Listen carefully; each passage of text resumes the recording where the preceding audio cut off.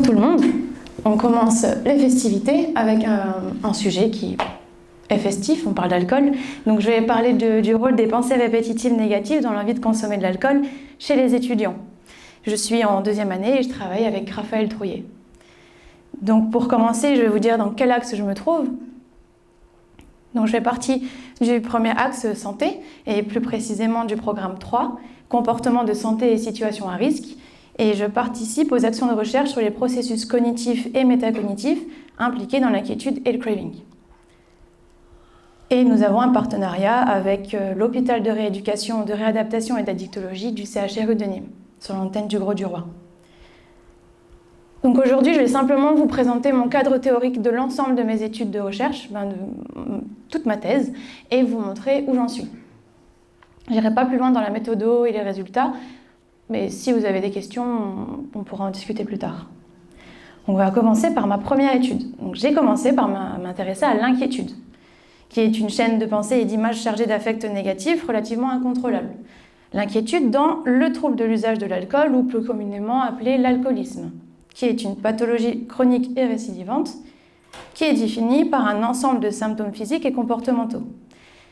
Et il y a une comorbidité fréquente avec les troubles anxieux généralisés. Il existerait une relation circulaire entre ces deux-là.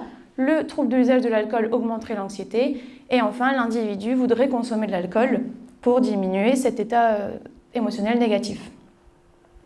Et donc, chez les patients alcoolodépendants, la consommation d'alcool, c'est une stratégie dite de coping, pour réguler, pour gérer ses affects, et donc employée pour contrôler, éviter le fait de s'inquiéter. On parle ici d'automédication.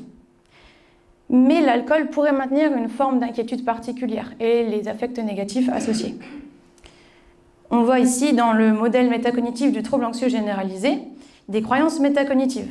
Donc c'est les croyances qu'un individu détient à propos de ses pensées et des stratégies pour les réguler. Ces croyances engendrent de l'inquiétude de type 1. On dit une inquiétude normale sur des problèmes dits courants. Ici, le déclencheur. Si l'individu pense qu'il est capable d'éteindre cette inquiétude de type 1, ok, on peut résoudre le problème, tout va bien. Par contre, si l'individu pense ne pas être capable de contrôler cette inquiétude de type 1, on va avoir des croyances métacognitives négatives et donc engendrer une inquiétude de type 2 ou méta-inquiétude. C'est l'inquiétude de l'inquiétude. Ça porte sur ses propres pensées. Et c'est cette inquiétude de type 2 qui permettrait de distinguer les personnes avec ou sans trouble anxieux. Et donc, pour mon étude 1, nous nous sommes intéressés à l'Anxious Thought Inventory, ou l'ANTI, qui a été développé par Wells, car c'est cet outil qui permet de mesurer ces deux types d'inquiétude, l'inquiétude 1 et 2. Il est composé de 22 items et 3 facteurs, inquiétude sociale et inquiétude sur la santé, qui portent sur l'inquiétude de type 1, et l'inquiétude de type 2, méta-inquiétude. Elle est dite pathologique parce qu'elle porte sur des contenus abstraits.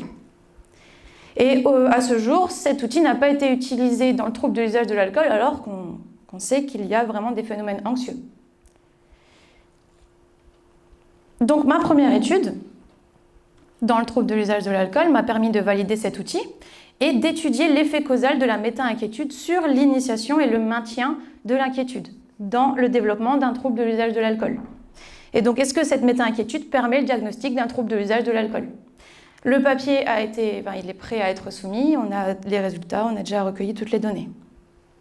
Et puis, à partir de cette étude, il y a eu une évolution dans mon sujet. Je me suis dit, ok, super, le trouble de l'usage de l'alcool, mais je voudrais partir plus sur la prévention. Je me suis donc intéressée à une population étudiante, et le pattern de consommation qu'on retrouve dans cette population, c'est le binge drinking. Donc aujourd'hui, je m'intéresse à l'envie de consommer de l'alcool chez les étudiants, plus particulièrement le binge drinking, parce qu'il peut être considéré comme étant la première étape du trouble de l'usage de l'alcool. Et donc, mes deux études qui suivent s'intéressent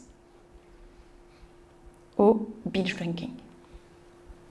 Et donc aujourd'hui, on peut définir le binge drinking d'une manière plus appropriée, parce que pendant des années, on n'avait pas de définition fixe, mais aujourd'hui, une équipe francophone nous dit que le binge drinking consiste à boire 4 verres ou plus pour une femme et 5 verres ou plus pour un homme, et tout ça en moins de 2 heures pour atteindre l'ivresse.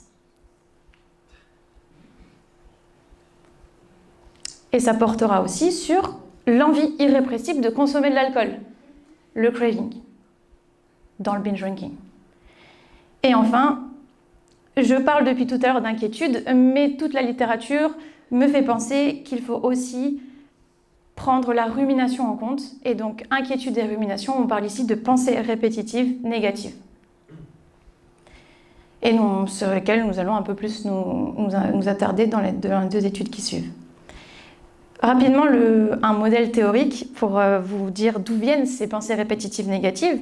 Donc, dans le modèle d'autorégulation des fonctions exécutives dans les troubles psychologiques, qui est associé aux troubles émotionnels, qui est basé sur une architecture cognitive à 3 niveaux.